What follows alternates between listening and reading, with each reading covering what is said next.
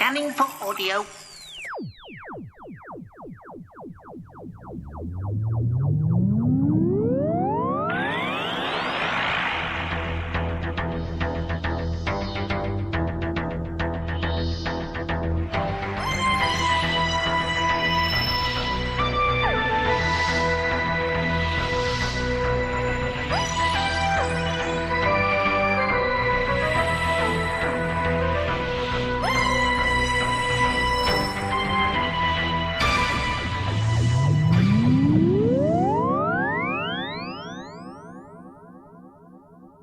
Before I begin talking about, well, probably Doctor Who, I would say so, I just want to say that Hooverville 4 is coming up on us very, very soon.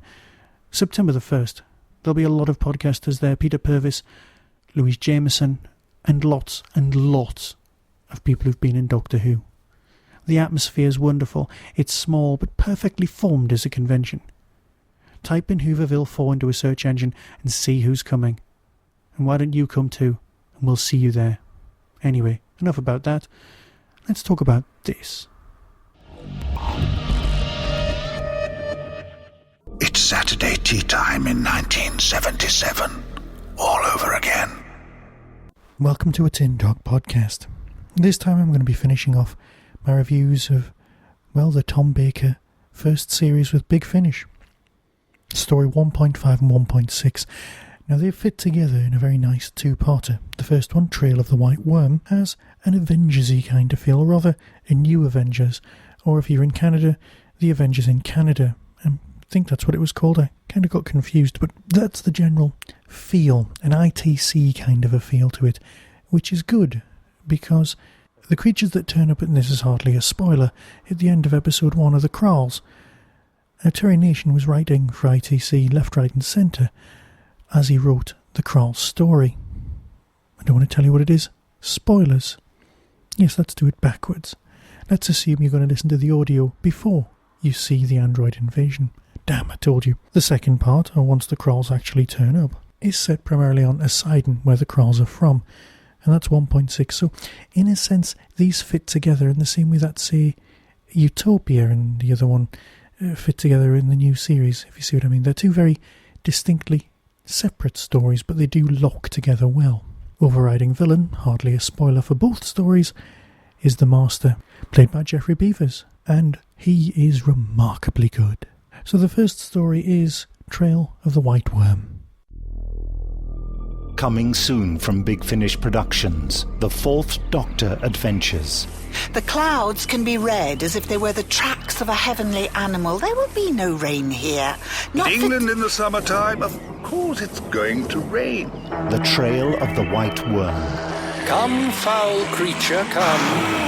I say again, has anyone seen a savage? I don't know about you, my dear, but I'm getting fair pooped myself watching you running around in circles. You come down out of that tree, Pans people, or you'll mind I don't make you. I do not know these Pans people, but you should know your dogs have lost the trail. A serpent of any size would most likely kill by constriction, not poison. That, or swallow its prey in one great lump. It's Saturday tea time in 1977. All over again. As I said earlier, it has a distinctly new Avengers feel. Leela's just plain brilliant, but Louise Jameson has been particularly good in all of this series. Slightly better than she is even in Gallifrey, and everyone knows how much I love Gallifrey. Also a lovely inclusion in both stories is the actor who plays Redford's Fen Cooper, and also Lord Cranley in the original series. If you need someone to play barking mad Englishman, he's where you go. And you're never disappointed. Another thing that's in this story, or at least mentioned, is Unit, and you can't help wishing there'd been some way of putting Alistair in this. But of course there isn't, and there never will be. Lair of the White Worm, for me, is very, very good. There is just one part of the narrative that annoys me.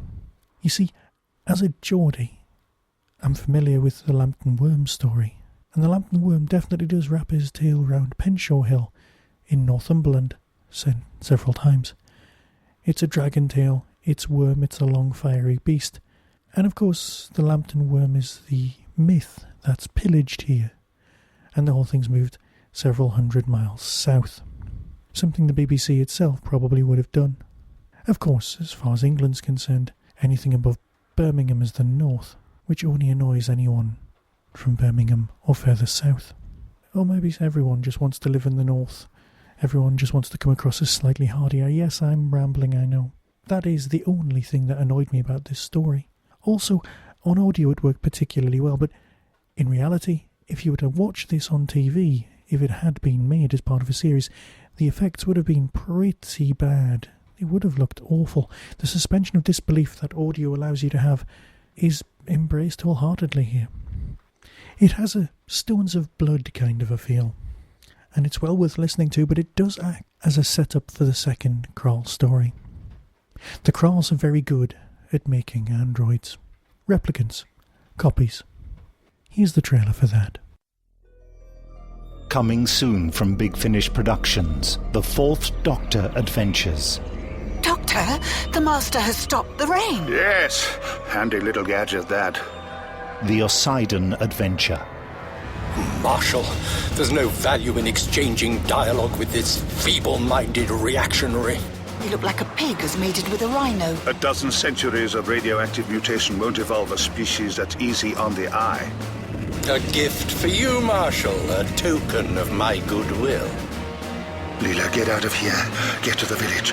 Brief unit once they arrive. Right then, my liver-clad lovely, the hunt is on. So yes, who's playing who? Androids, versions of other people of other androids, and so on and so on. They're all milked to a certain extent. But that's fine, it's worthy of note. And it's well worth going into. There's a brilliant gag about, well, let's call him Pink Gin, the horse. And I don't want to spoil that for anyone listening because it is really good. Redford Vancouver again. Simpleton, Spindleton. Just works. Barking mad Englishmans and Kraals left, right and centre. There's a really nice extra on the disc where they talk about having a Kraal voice workshop where suddenly everyone turns into Zippy from, well, Rainbow. That's a kids' series in the UK. You don't need to know that. Well, you do need to know that because the puppets were voiced by Roy Skelton, who played the original Oseidon, and it's a shame that he passed away so recently because he would have been great on this. So yeah, a brilliant end to a brilliant series. Well worth listening to, and to be honest, I can't fault it. I'm so looking forward to the next season, and on the end of this, well, there's an advert for Tom Baker Season 2, and that's got some great things. And rather than spoil things for you, I'll put that on after the end credits. So until next time, be seeing you.